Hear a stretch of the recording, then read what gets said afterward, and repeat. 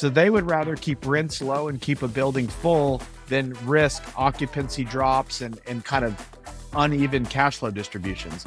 And you see that rampant in real estate because it's not truly passive, but it's more passive than running a business, like with tons of employees. There's an entire generation of Americans who no longer care about prestige, titles, work travel, fancy offices, and lunches. Welcome to Mundane Millionaires, a podcast for this generation of small business owners who want to set their ego aside and focus on what matters: family, community, quality of life, and cash flows. In each episode, Eric Pacifici and Kevin Henderson uncover what it takes to get a little money in the bank, control your time, and invest in building great families and lives. Let's get started.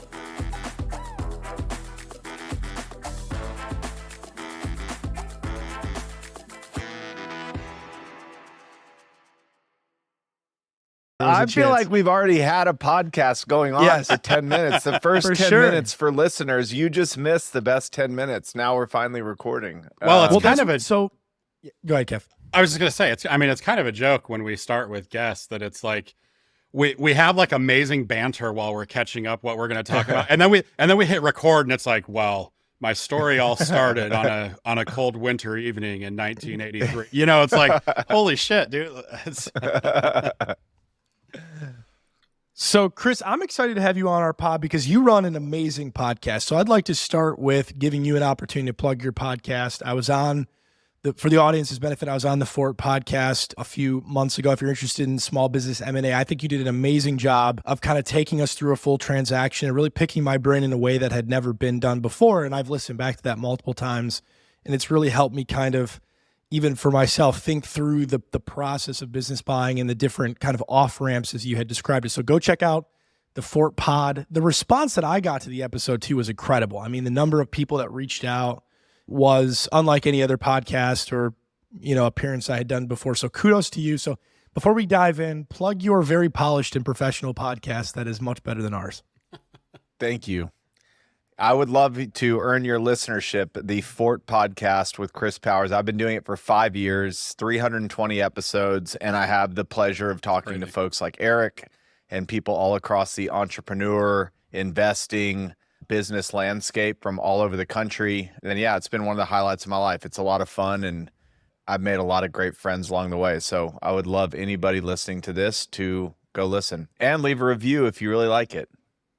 After you leave a review for Mundane Millionaires. That's right. Correct. That's right. You can find it in the show notes where you can also leave a review. But and Chris, anything else you're working on? I mean, obviously we'll talk about your day job, your much more important stuff, but any other side projects you want to plug?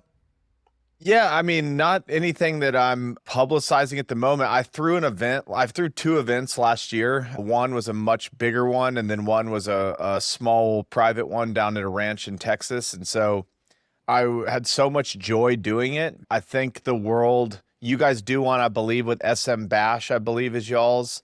But we were just talking about Main Street Festival.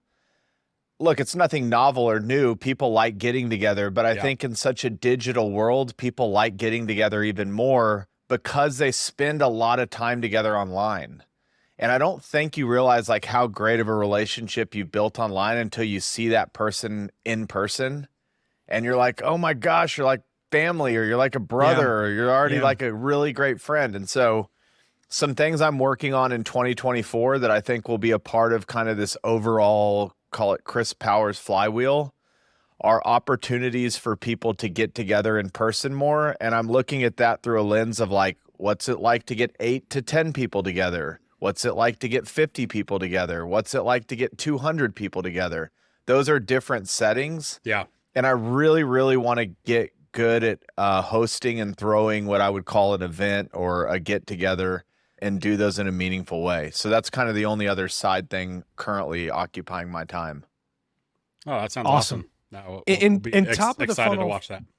Top of the funnel for Chris is his Twitter, which is at Fort Worth Chris, where I think you just cleared 100,000 very well-deserved followers. I think that I'm going to forever have to tether myself like at least a couple thousand behind you because there's just no universe in which I should have more Twitter followers than you have. So where are you right now? Let's get you over the hump today. I'm at 99 and some change, or 98. Oh, let's go. Oh, So we're flirting. are you guys interesting people? We haven't noticed that recently. Is there a lot of drama in real estate? Yeah. No comment. Well, No comment. Dude, go. Let's If you go I on wanna the attend- internet, there certainly is. I want to go to one of the events and just be a fly on the wall, just to watch you guys get after each other. But anyways, we'll leave that. Eric for is another no day. stranger to online controversy, though. So Yeah. he brings know his which- own brand of it to SMB Twitter. I don't know what you're talking A about. lot of the people on there can talk a lot about more about real estate than I can. It's not that exciting to me. It's actually pretty boring. But I will say this: there's this part of the industry where people love developing beautiful buildings, and real estate something you can see and touch every day. And I joke, for some people, their return is just as much the feeling they get from developing or creating something beautiful as it is like the financial return. We're not buying things that are sexy. We buy buildings that you drive by and will never, ever remember again, but they serve like a huge need in society. So I don't fall in love with anything about our buildings other than the way they function and the way they serve society. And the P&L. And the P&L doesn't hurt. And those cap rates. I don't know what a cap rate is, so maybe we should talk about that. But what's the best path for someone to get into real estate private equity without, I think it's Nick who talks a lot about, he dumped it all into a self-storage facility and didn't realize in hindsight how stupid that was or how risky it was. His words. I mean, what's your take? How does somebody break into the industry? I think risk is interesting, because if you were to tell me right now, like, hey, edit this PSA for this small business contract, and I gave you guys one and me one, the same one, I would look at it as the riskiest thing ever that somebody was asking me to edit that document. But if I gave it to you guys, you'd be like, this is a walk in the park. Vice versa, you could put the same industrial building out there and we both go look at it, and I could be 100% convicted on it in 5 seconds, and you guys would study it for months and still feel like you were.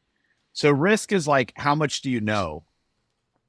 And so I would never recommend anybody go YOLOing all of the money they have or putting a big bet on something that they cannot say they've put the effort into learning.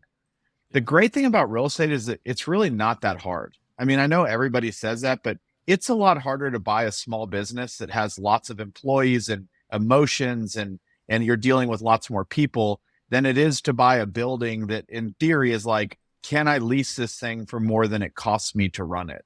I'm not saying it's not a little more complex than that. So I think if I was getting into it for the first time, I would just try and learn everything I could. And you can de-risk yourself pretty quickly just by doing that. The last thing I'd say about real estate that's really great, you guys are market experts. You guys actually understand real estate more than you do just by living in the city you're in and like paying attention to what's going on. Tell me where you live again in Florida, Eric. Well, I'll be vague here. I'm in Southwest Orange County, so like the backside of Walt Disney World. Yeah. Southwest Orange County. What's your address? No, I'm kidding. Yeah. But if I went to Southwest Orange County with all the knowledge I know about real estate, you still know that city way better than I do. You know which side of the street to be on, which one not to be on. You know, there's traffic here at this point of hour. You just know all the things that are actually really important. Now, I would know how to come in and try and break down a city and go, okay, here's what I'm looking for. But you're always going to know it better than I am. And so I think most people don't understand how much they actually know about real estate just by being in society and learning. They like intuitively learn what good location means and what doesn't mean, which is a big part of real estate. So I don't know if I answered your question, but if I was getting started, I would try and de-risk by learning as much as possible. And we can talk about how you might learn things if you didn't previously know them. Well, what's the better path? So you described the two well-worn paths. You either go the industry route, 10 years with somebody, then you come out and, hey, it's all I've done is help Chris buy Class B industrial, or you start the really small role, side hustle style startup. What would you do if you're 18 again? I would probably do what I did. Now, I would only say that because I won't take it into like personality types and who the DNA is. I don't really think I'm employable. That's just like genetically how I'm made up. I've always been that way. I was a problem child. I was tough in class. That's just how I've always looked at my life. So I would probably do it the same way, just knowing who I am. Now, with all that said, there is a ton of value in going and learning from other people, almost learning on their dime, not having to take huge risk, but you're accruing a ton of value. And so if you're sitting in a job right now and you're like, man, I'm only being paid X and I wish I could be paid more. While you only might be being paid one thing, your value and what you're worth might be way higher. So if you choose to go take that leap and do that, there's probably, you will be able to unlock a new stream of income that you didn't have. And so I'm always asking people, like, what are you being paid versus how much do you think you're worth? And if how much you think you're worth is rising, that makes a compelling case for maybe when to go take the jump. Yeah, it's a good point. What about, so fundraising, right? So say I take the route to kind of start small. I'm my own partner, like you characterized, and then I get to the place where I'm like, okay, now I want to go raise some serious dollars and take some shots. Talk to us about fundraising. I grew up in, lower middle class family. The idea to me a couple years ago, going out and raising, millions of dollars to do anything sounded really hard. What's that path really like? And how does somebody start asking other people that are not aunt and uncle for money? And maybe the better context would be, give me the context of where that person already is in their career or where they're starting from. Is this somebody coming out of a 10-year career in the business, or is this someone who's kind of starting from scratch and trying to do it that way? Well, we can talk about either. The way I guess I'm envisioning is like, I've acquired a meaningful amount of doors, and now I'm ready to try to take a big swing, and I need to go to Chris and other people to ask for money. How do they go about that? Yep. I think they go about, the first and foremost is you have to put, if you're trying to raise like a discretionary fund, so you're basically asking for dollars that you don't know exactly what you're spending it on. You might know it's going to be multifamily in South Orange County. Or if you're raising for like a specific deal. So that's one thing to note is like, am I asking people to trust me that I'm going to use their dollars right? Or am I at least giving them the ability to discern, do I like this deal or not? That's two different ways to raise money. So understanding that is critical. And what do investors really care about at the end of the day is, one, can they trust you? And you can show trust in a lot of ways. One way would be obviously just being a good person, but then track record. Yeah. What type of track record do you have? Two, skin in the game. The earlier you are in your career, the more skin in the game you have to have. That's just how it is. You'll often hear people on Twitter say, people that have been in the industry for 30 years, just go look at the biggest companies. They're not putting their lives into every single deal in year 30. It just doesn't happen. But when you're young or when you're early in the business, one way that would build trust is, I'm willing to put up a significant portion of my assets because I believe in this so much.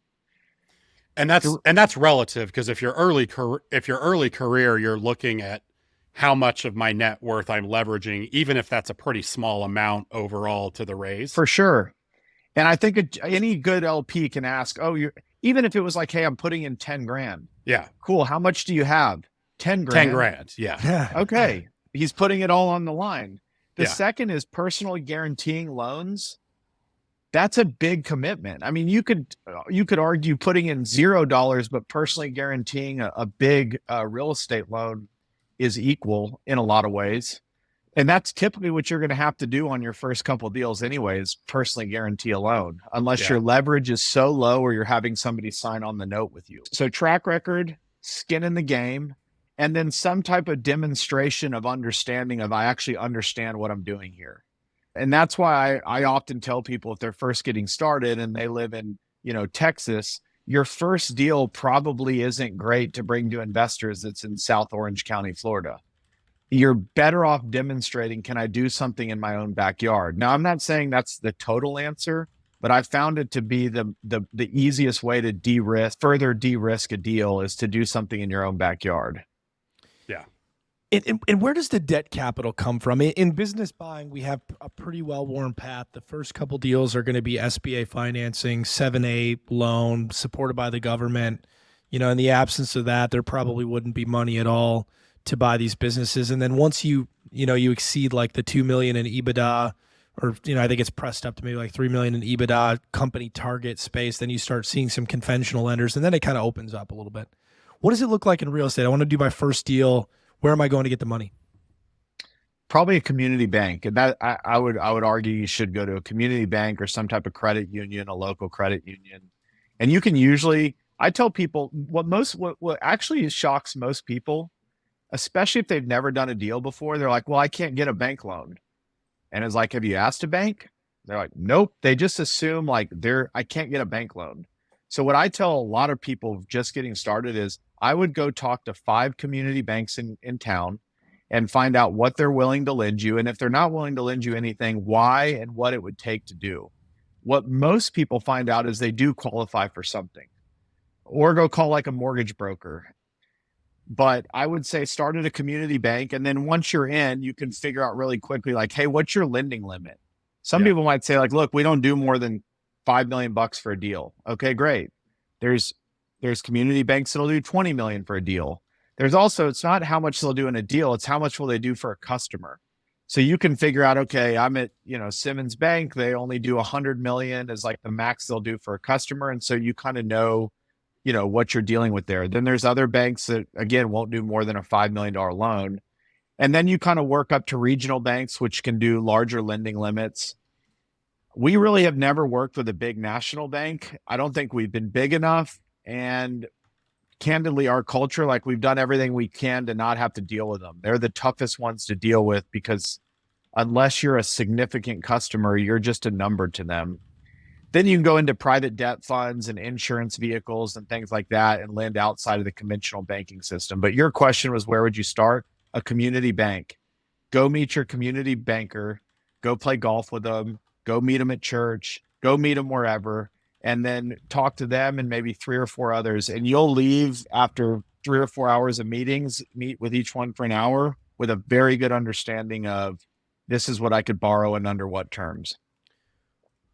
And I'm going to ask a really stupid follow-up, but what's a community bank? Like, give me an example. Like I'm sitting here in Southwest Orange County, Florida. We up the street, we got Chase, we've got SunTrust, it's not SunTrust, we're Truist. We've got, all the big box banks, and they create like this on one intersection. There's one on every single side. and somebody on Facebook said they're summoning the Overlord Bank to come. I don't know. It's funny the way that where the hell, what is this? What is a community bank?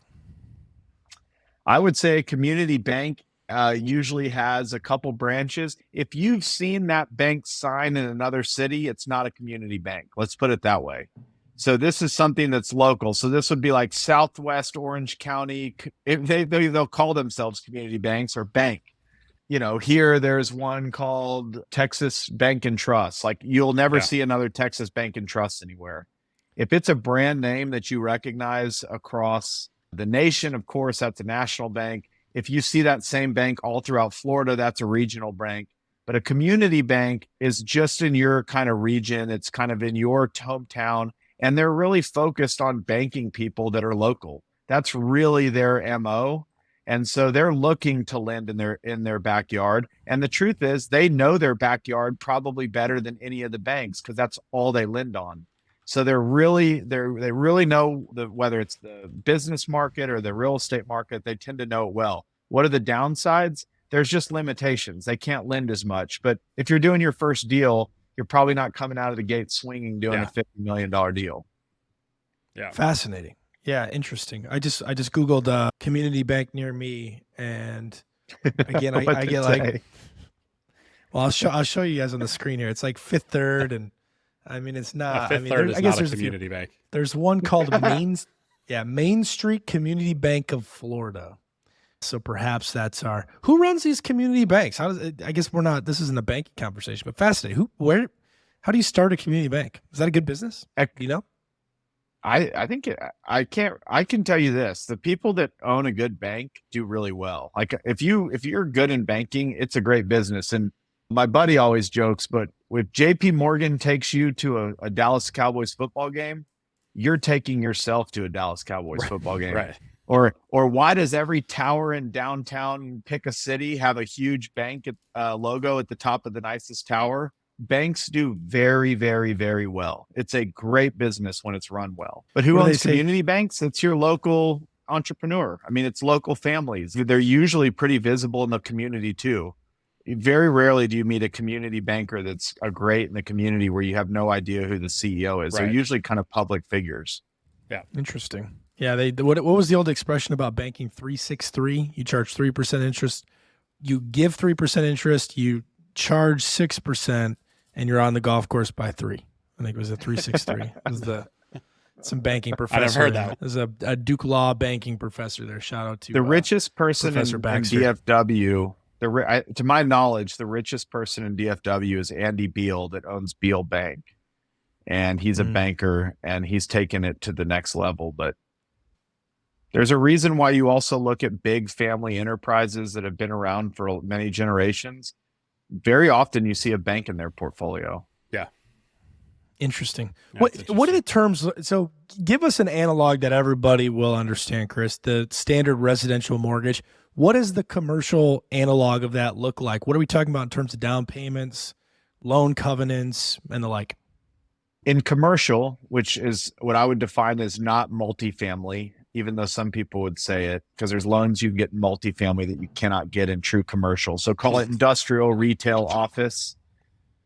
Unless you're just speculating and really trying to get risky, your typical operator is getting a loan anywhere from 60% loan to value, maybe to 70, 75 at the most, which would mean if I'm buying a building for $100, if it's a 60% loan to value, or loan to cost, I'm putting down 40 and I'm borrowing 60. You'll look at a covenant that'll be called recourse.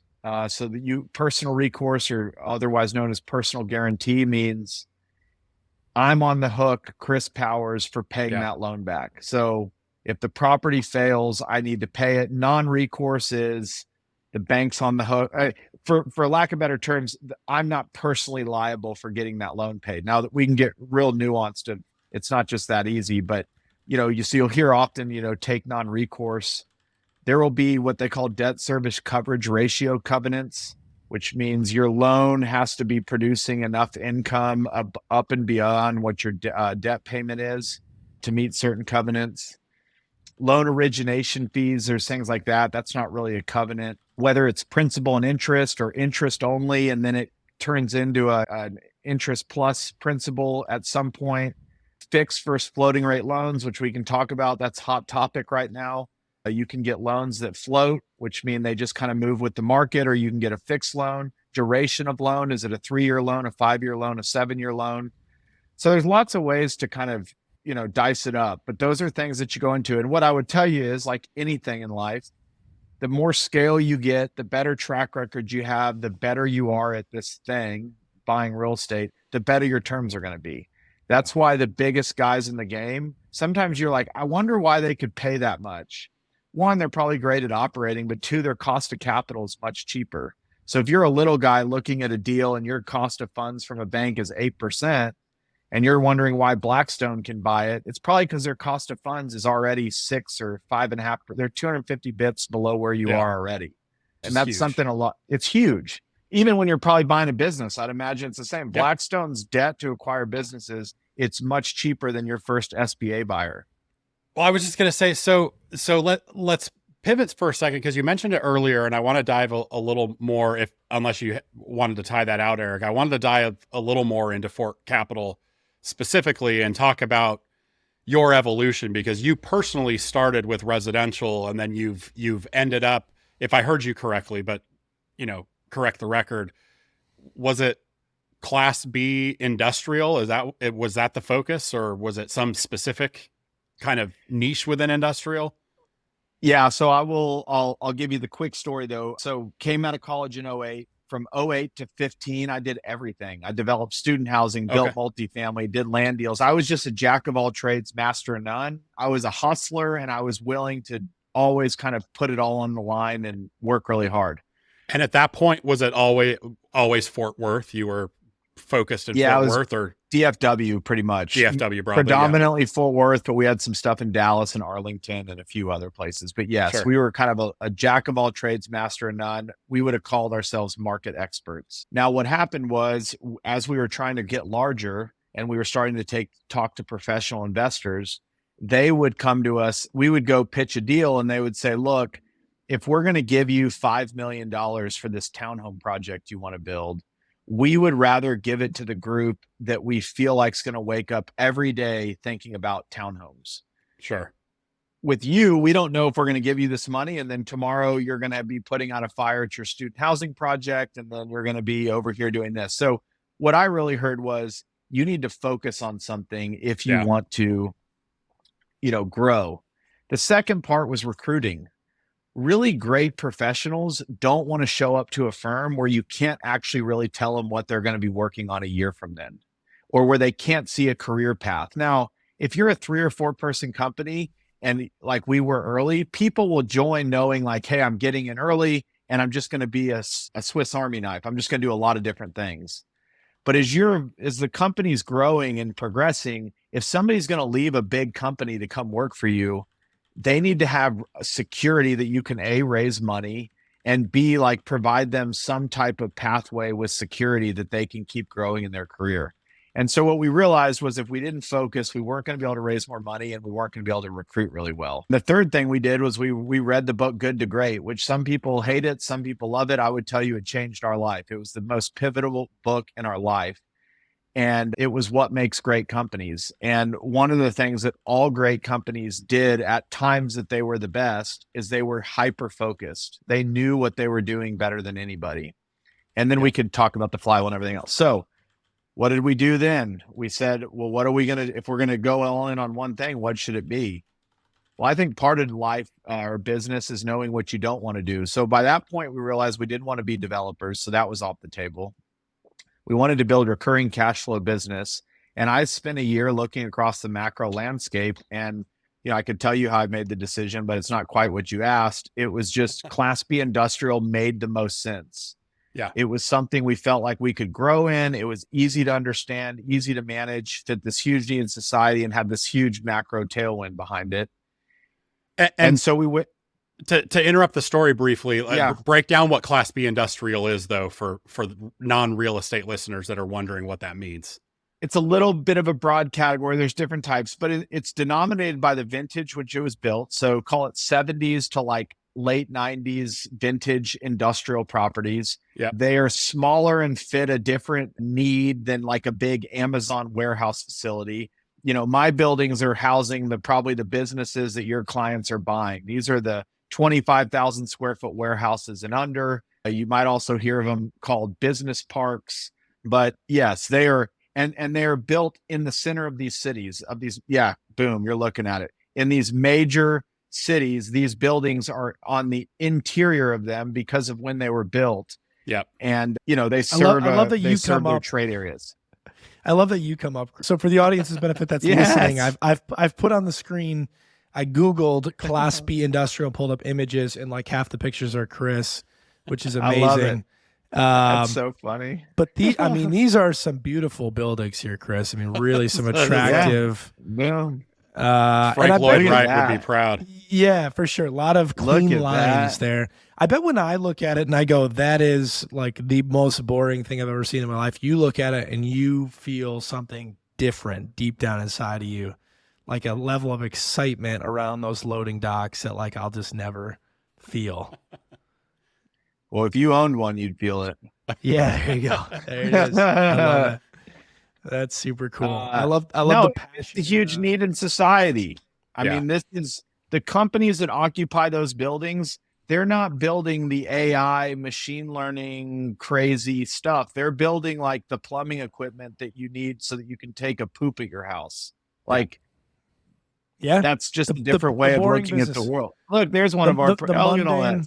Look at that good-looking guy right there. He knows his way around a loading dock. No, it's great. And that that's the thesis of our pod here is that there's riches in the niches. There's a lot of money to be made on Main Street doing things that other people don't necessarily want to do. And I think this real estate is a great example of that. So very, very cool. So Chris, you've inspired me, man. I want to leave the law at some point, not right away, but I want to leave the law and I want to go do real estate private equity, man. What's the path? Like, first of all, what's the first book I'm reading? I'm like, I want to dive deep on real estate, private equity. What's the Bible I need to go read on the subject? That's a funny question. I get asked that all the time. I don't have an answer to that. I didn't really read a book that changed my life. I would tell you a person is Sam Zell. Devour Everything You Can by Sam Zell. He really changed the way I thought about real estate in so many ways, which we can talk about. So I would start there. And look, there's so many, I mean, honestly, today's world, like there's so many podcasts. I'd maybe go get your real estate license. You may never use it, but there's a lot of education to be learned in just getting a license. That was something I did when I was really young that helped. What I would do is talk to tons of brokers and start learning the market that way. But I don't have a great answer for a book. I never read one that was like, oh, I read this and it changed my life. Now, reading Sam Zell did change how I thought about real estate forever. Yeah.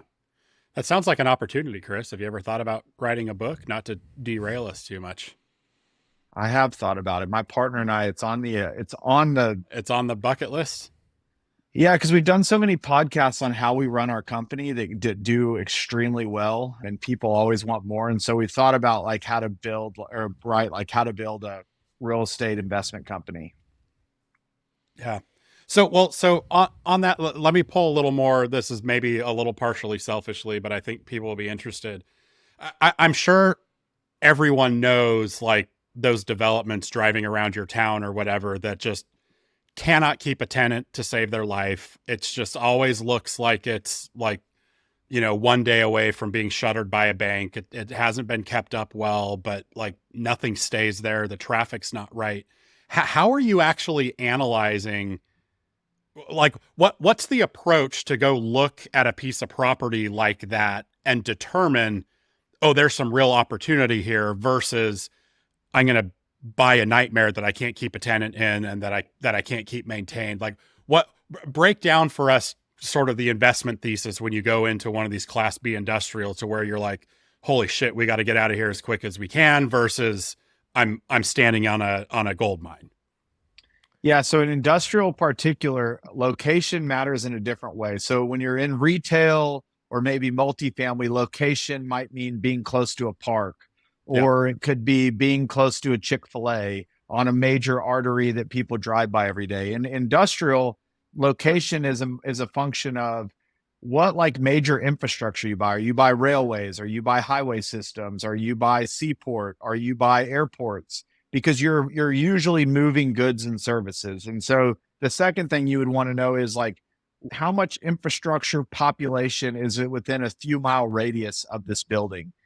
Customers that you could serve. So that's how you would look at location there. So if you were looking at a building where people were starting to move out of an area, or there was new infrastructure being built, which was going to make old infrastructure kind of obsolete, or like the rail system that was so important to a certain area is no longer going to be intact, you would say like, we need to get out of there. On the flip side is, if you have great access to infrastructure, to seaports, to highway systems, to train systems, and that's getting better, you probably know you're in a gold mine. If you are in an area that's developing a lot, so we're in Dallas, Kevin, so we know all this stuff that's being built. Well, if you own an industrial building on a major highway, and let's say when you bought it, there was, all these 2-story buildings, and you look up 10 years later and you're in uptown Dallas, and now there's 30-story high rises, you still have you still have to service that area, but there's so much more to service.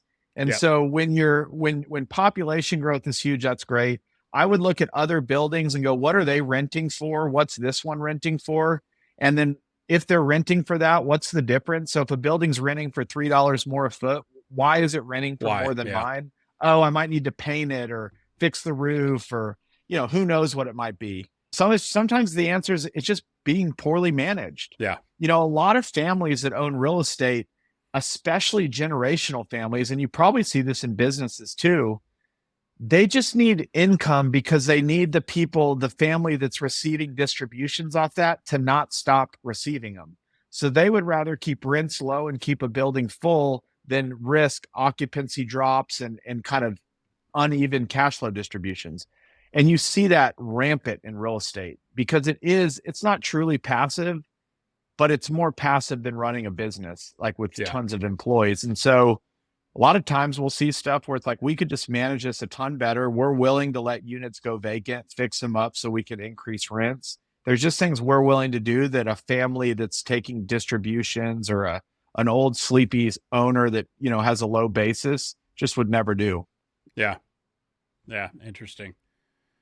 As an aside, I saw this great tweet the other day, and it was an aerial view of a city, and it said, and the thrust was that you can see within a city map where the railroads used to run, even if they're not there anymore, based on how the linear path of, I guess it would be Class B industrial and the like, that was at one point along those railroads. And now, so you can look at and it was a really cool aerial view of how it had, evolved. And I thought it was fascinating. So like the path of progress there, like you described. Pretty cool. Yep. I tried to find it, but I can't find it. Yeah, I see. It's interesting because it resonates so much as I think about my own town. So I'm in Coppell, Chris, which I'm sure you're familiar with, and the whole west and southwest area of Coppell is, a lot of it's Class A at this point. A lot of it's like new construction and things like that. But I think there's a fair amount of Class B as well. But as I think through, right off Highway 635 and 121, right? It's a stone's throw from DFW Airport, one of the largest airports in the country. Like, as you're talking through, I'm ticking in my mind, and it's resonating. It's making a lot of sense why I see so much successful industrial on the west side, combined with the final point you were mentioning on the south side with Cypress Waters coming in. We've got international headquarters of major companies and things to service and stuff. It's really interesting because it's a town of 40,000 people, but it ticks a lot of those boxes. This makes a lot of sense. Kevin's a big Coppell stan. He's a big Coppell. I love Coppell. Coppell is the only thing keeping me in Texas. Let's not like devolve too much on what we're talking about here. But this town is literally the only thing keeping me here. Your wife Tara Henderson is the only thing that's keeping you in Texas, if we're being honest. But we can digress. That's fair. That usually happens. Yeah, they have a tendency to make decisions. So, Chris, let's back up, man. You said early on, and I want to tie this into where the market is today. Obviously, we got to ask you about how things stand in the real estate market, and you've got to be the authority on how good or bad things are, which I'm sure you're excited to do. But you talked a lot about buying, or you mentioned buying foreclosed properties in 9, 10, and 11 as part of your, the seminal part of your journey, and I suspect that history is on a path here to repeat itself in a sense. So I'd love to hear about your experience being a young investor and getting into distressed real estate and learning the foreclosure process, because I bet that will be applicable here soon. And then also to just talk generally about the market and where things stand. Two very different questions, but let's see how you handle it. I think the answer is that real estate's I think it's worse than people think. It's also different than last time. Last real estate crash, everything went down. Businesses were letting people go. Home prices were falling. Like, the whole America was in foreclosure almost. There was really not a bright spot at the time. Right now, we just had the greatest S&P month that we've had in like a long time, November. Jobs have remained pretty steady. And the economy, although we're being told every day is doing terrible, isn't actually doing that bad. Now, is it weaker than it was when we printed $7 trillion and everybody was spending like crazy? Yes, it is weaker than that. But if you benchmark back to like 2019, early 2020, we're still well above those levels. Now, within real estate, it's bifurcated. So real estate's a big word, but it means a million different things. So office right now, people for the first time in history, we don't even know if they're relevant anymore. We don't even know if 50% of the office stock is actually relevant. You can't actually value it. But then the most expensive building in Fort Worth has a waiting list to get in it. The cheapest building in downtown Fort Worth, you can't give the space away. Nobody's going there. So you have things like that are interesting, where you literally have buildings that are worth $0. One of the smartest real estate investors in the country was on my podcast the other day. He said, there are buildings in this country you couldn't even give me. That's a pretty staggering. Multifamily. Multifamily barriers to entry are relatively low, and the business model really encouraged people to take on floating rate bridge debt, high yield floating rate bridge debt for a year and a half, try and create enough value, and then refinance into what's called a Fannie Mae or a Freddie Mac government-backed permanent loan. Very favorable loan terms that don't exist in commercial real estate. It only exists in multifamily. It's supposed to encourage housing and support housing. So what you saw in 2020 was the biggest trading from 2020 to 2022. Multifamily properties were trading at the highest levels in American history. And now a lot of those buyers that bought with floating rate debt and now interest rates are up 500 basis points are really getting hurt. And at the same time, rental rates are starting to come down because a lot of new supply is hitting the market. Families are everybody, when they had a lot of printed COVID money, were all living by themselves, like truly one person living in a one bedroom, where traditionally in America, even maybe two people would live in a one bedroom, or the housing would be a little more constricted. But when everybody had this extra dough, all these units were getting leased. Remote work was a thing. So you saw a lot of 2-bedroom units being leased with like a person in their home office. Well, that's going away because more people are going back to the office. So there's pressure on rents coming down. And then the last thing, and this is not a political statement, this is just purely looking at migration flows. There are places of the country that are depopulating because of government restrictions, regulation, uncertainty with government, high taxes, high regulation. And there's parts of the country that are flooding with new corporations, new businesses. You just mentioned Coppell. If we went through the list of DFW corporate relocations over the last 5 years, it's staggering.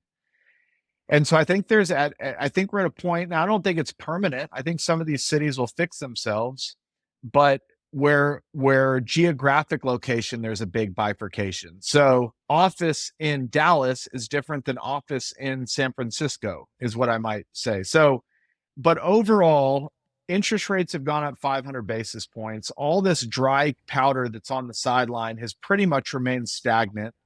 And I think 2024, we're not through the worst of it yet. I think you're going to see a lot of folks trying to work out loans, work out deals, but you have not seen this collapse of 80 to 90 cents on the dollar almost across the whole board. It's very much in spots.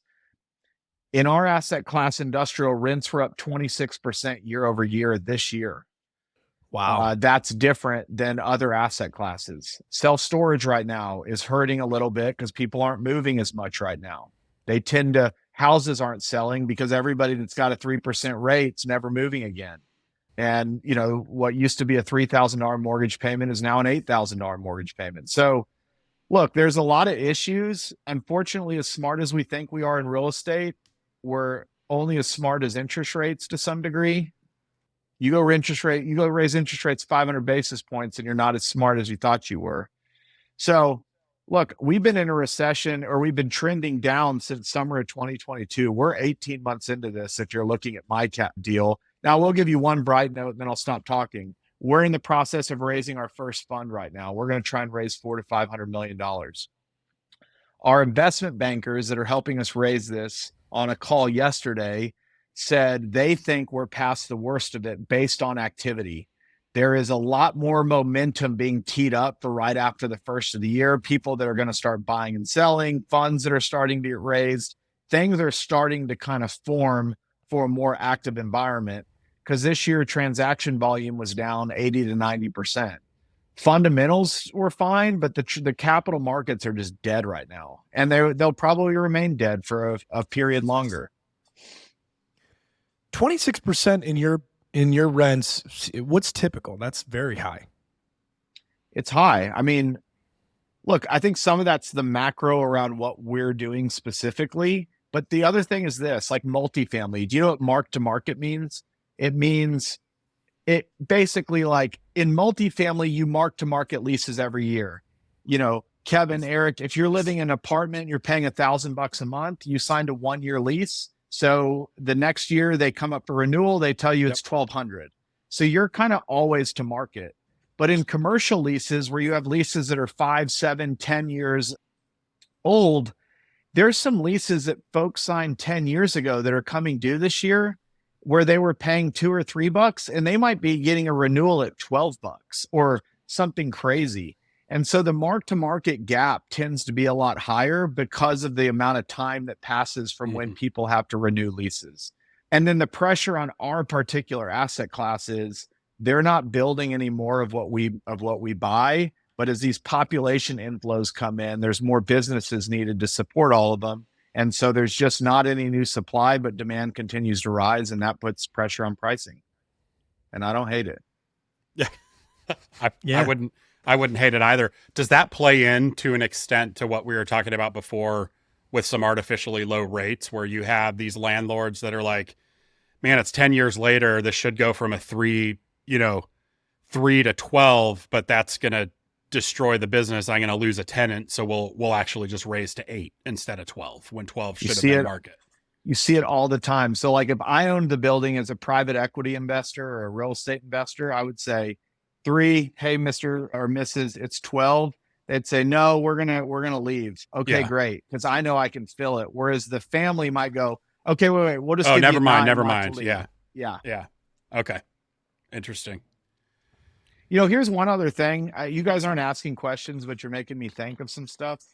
Yeah, please do. Please flow. The cost to move has gone up so much. Like when you used to be in an office and you would leave, like your office would go find another office and they would build it out and it would be ready. And it was like relatively, I wouldn't say easy, but it was easier. Now, if you're going to leave, you have to it costs a lot more. Timelines have doubled the cost to build anything. If you've built anything anytime recently, it just takes forever and it's an arm and a leg to get it done. It's just the friction time cost to move is higher than it's ever been. And so you have a lot of tenants that just don't have the luxury of just moving around every 5 years when their lease comes due. Whereas you go decades ago, a lot of people just moved around town or they'd move to another building. Or I can tell you as a company that's had to move into some offices lately and our company's growing, the pain in the butt it is to go build out a new office or facility and move is increasing. And the return on hassle is not worth it like it used to be. And so I think you also have a lot of tenants that need to stay put. Yeah. In our particular asset class, if you're a plumbing service business or you're providing plumbing parts, your customer base is already built in. So you're only going to move within a mile trade area. You're not moving across town because there's a vacancy, or else you have to build a whole new customer base if you want to service them the same way. So it's also very easy for us to understand who's our competition. It's not every building in the city. It's every building within a couple miles. Yeah. I think our silence, Chris, is a reflection of the fact that we're in over our heads here with this real estate conversation with you. I mean, you're putting on a masterclass right now, and I just honestly am listening and kind of soaking it up. So it's fascinating. Well, that's the fun of this podcast. That's the fun of this podcast because I come off every episode like, yeah, I want to do that. Right. Like I wanted to be a consultant when I hung up with Sean O'Dowd. Right. I want to be a Class B industrial investor. Yeah. Chris is raising a fund. I'm like, do you take $5,000 checks? Just asking for a friend. Yeah, so Chris, you not only have you been a successful investor, like we talked about, and you started as kind of a hustler doing your own deals, being your own partner, but you built a big successful organization in Fort Capital that has received, a ton of accolades and a ton of respect and a ton of media coverage.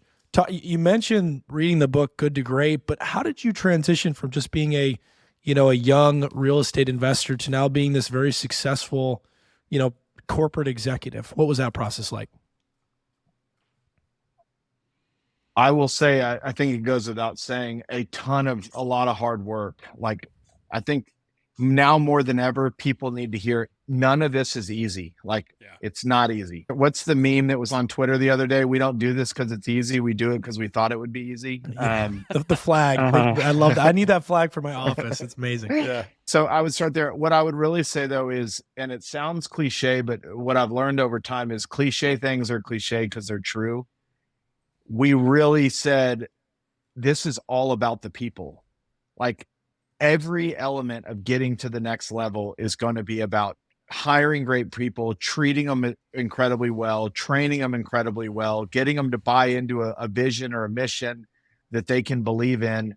And all those things sound like, oh, that's business talk. But if I went back to Good to Great, or pick any great company that you love, what do they all have in common? They all have these great teams, leadership, ability. And what happens to companies over time that were once great that aren't? They lose all that.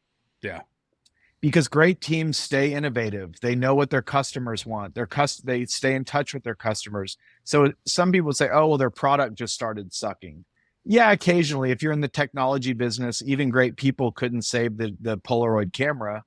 But to some level, in most businesses, it's people. And so we made a decision that we were going to focus a ton of resources and attention on building a great team and a great culture, realizing that that was kind of going to be the moat long term. Because all of what we do that you see, that you hear about, is an output of what our team has done. And I think the other quote that I love is, every system is perfectly designed for the results that it's getting. And like Brent B. Shore says, small businesses don't stay small on purpose. You know, unless you, like, if you take hamburgers, it's been proven that you could build a global hamburger brand. There's been like 100 global hamburger brands. Now, unless you make the decision that you just want to own a hamburger shop in town and you just want to own one, what's the difference between the group that couldn't get past one store and the group that got to 10,000 stores? It's not the hamburger. Right. It's the people, it's the thought process, it's the culture, it's what you incentivize, it's all the things. And so for a long time, I think it was more about me and a smaller group. And then we had to turn that over. And today I'm the chairman, I'm the founder chairman. I haven't run the company day to day for 3 years. That had to be also me realizing along the way, I'm not the best person to take this company forward day to day. It doesn't fit my DNA. And so that was another people decision that I had to call on myself, is like, you got to put the business before you yourself. That's that level 5 leadership that Jim Collins preaches right there. Well, I think a lot of people, especially in today's generation, everybody's like, you got to love what you do. It's got to, it's, it's your purpose. It's all he's saying. And it is some of that. But some people take it to the degree where they literally think of that they're more important than the business and their people. And as soon as you start finding that inside of a company, you start finding a company that's not going to work. Now, you could look at WeWork that got to some huge size, but what's the narrative there? It all revolved around this crazy founder. Yeah, it was bad leadership. Correct. Yeah. That business had actually no chance long term. That's a really tough psychological thing for someone to do, right? Because you've built this business, Chris. Like, Fort Capital exists because Chris Powers did things 19 years ago, and it is for the benefit of you. But you're right, for that business to transition into something that's going to be high quality for Chris Powers long term, you have to disassociate yourself from the entity. And I think that's why, to your comment about Brent's point about small businesses staying small, a lot of them stay small because they're a kingdom built for a specific individual. And somebody made the quip the other day, and this is a business buying comment, but they had a seller who couldn't help but brag about how important he was to the business that he was trying to sell. And that's so antithetical to the value of the organization and what he was trying to do in the process, but he couldn't help himself after the broker had positioned it as a, absentee owner, to get in there and talk about how key the relationships were around him. And so, but I think that's really hard to do. And I think a lot of people struggle. So how did you do that, right? This is your baby. And you say, I'm going to turn it over to somebody else. Was that hard for you? Yeah, it was. And before I answer that, the thought that came to mind is like, you go talk to like boomer business owners and you're like, one, they never called themselves founders or like whatever titles had been made up, co-found. They were like, I'm the owner. Yeah. And they're like, well, what do you do for a living? They're like, we serve our customers. That's why we exist. Like, that narrative changed over time to where the Mark Zuckerbergs of the world and the tech scene made it these superheroes out of our entrepreneurs. So anyway, I just think that's an interesting phenomenon and something we need to get back to. But how did I realize it? One, a couple things. I started noticing I was not happy at work. This company I built and I had loved for so long, I was no longer enjoying. But it's not like that immediately was the thing. So what did I do first? I went and got personality tested across a couple different personality tests. The key one that changed my life was culture index. Some people, there's predictive Yes. index, but culture We talk index. about this all the time. Culture index is wild. It's the So I'm greatest excited to thing. hear your yeah.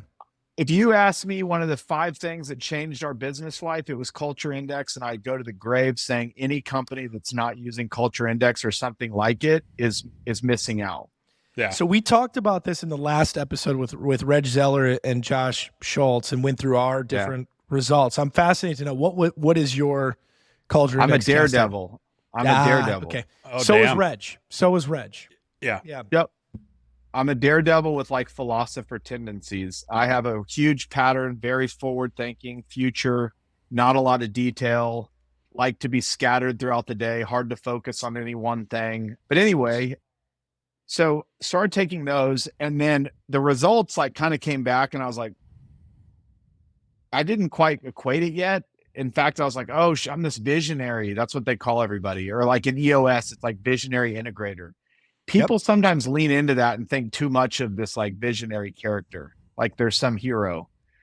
Then I said, okay, I got an executive coach because I was like, I kept thinking I needed more people around me or like something was wrong. I didn't think I was the problem. I just thought, oh, if I have a COO or if I have a president or if I have this person, like all my problems will go away.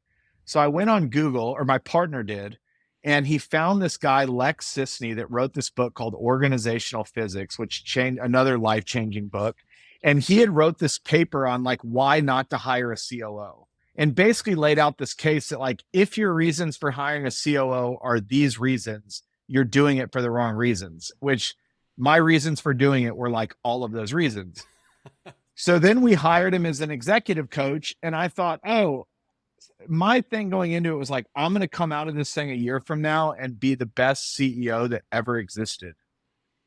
And if you have a really good coach or a mentor or somebody, they're not just agreeing with everything you said. It didn't take but about 3 to 4 months for the first shockwave to go through me of, oh my gosh, I am not supposed to be the CEO of this company. I didn't agree with it immediately because I was like, most people have an ego about it. And they're like, well, I gotta be, that's my lifelong mission. And then a couple months further went by and it became very clear that I was not the CEO. And that my partner, Jason, who was COO at the time, was supposed to be the CEO. And so what did we do? Like, I came to him and I said, I don't think I'm supposed to be the CEO. And we put together a plan to transition. And that was 4 years ago. And we made up a title for me, founder, executive chairman. And that allowed me to go back to my genius zone and do things that I enjoyed doing. And it allowed me to get things off my plate that I shouldn't. And Jason and the team have grown the business exponentially since I left. The business has thrived since I moved out of CEO. And I can honestly sit here today and tell you, if I had stayed in control day to day, we would not be where we are today. Yeah. I put it up on the screen here and I'll stop sharing, but What'd you put up there? It was the daredevil background type. You're high energy in the right environment. You're going to drive crazy growth. But I do think there's a point where an organization, and Reg talks about the same thing, it can actually become destructive because of your level of risk taking and limit pushing, which isn't ideal for a mature organization. But fascinating, because you're right. Like the EOS model and traction, you've got your integrator, you've got your visionary, and I think it's easy to say I'm a visionary, but within that visionary category, I mean, you've got rainmakers and you've got daredevils and you've got all kinds of people that will do different things. Enterprisers. Yeah. Culture index is fascinating. We tell the story of how we took ours in the last pod, so we won't belabor it, but it's a game changer for sure. It's amazing. All right. So I think I would end that rant. I would end that rant by just saying, and this is like permission. If you're listening to this and you think for 1 second, man, maybe I shouldn't be the CEO of my company, I would really lean into that because, again, we've glamorized this role as it's like the end all be all. Yeah. And one thing I love about Elon Musk is he's like, he calls himself the CEO, but he's like, it doesn't even mean any, like we've tried to make it be this thing. Like, here's your job. when you're CEO. And I would tell you, if you're more of a founder mentality or a starter or a visionary, you're very likely at some point not the CEO. Like you said, over time, CEOs need to be less risk taking and more like process building, continue to get a little bit better each day, but not these huge quantum leaps that big pattern daredevils want to make. And so I would just give anybody permission that you're not losing, you're not a failure, you're not a loser if you are the CEO of your company now, and you shouldn't be.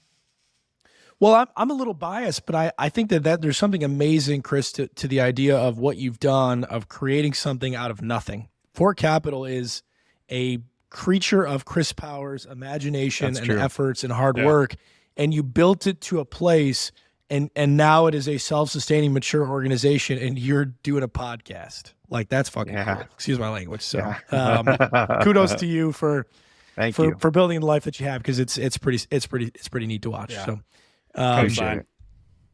Thank you, guys. On that note, I think that's it. Chris, anything else you want to say before we wrap? No, y'all are awesome. This was awesome to jam with y'all. I apologize. My computer gave me a fit, but I hope it turns out great. And I love what y'all are doing. I appreciate that, Chris, and the admiration's mutual. We love watching what you're doing with the Fort, and excited to see where you take your business. Kevin, we're going to where your CEO takes your business. Yeah, that's the case, maybe. I'm just not going to get in the way. My tendency is to jump in the way any chance I get. Yeah. All right. Well, Kevin, I'm going to come see you in Coppell, or maybe we'll meet up mutually. I know we've been trying to make it happen. Yeah, we can grab lunch and go tour some Class B industrial around Coppell. So that'll be great. It'll be quick. It'll be real quick. Class B. All right, guys. All right. Thanks, Chris. Talk soon. Thanks. See you guys. Bye, Eric.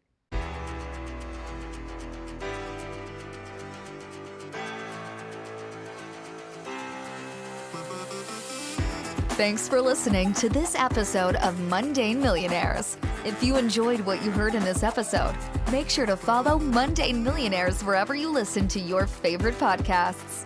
See you next time.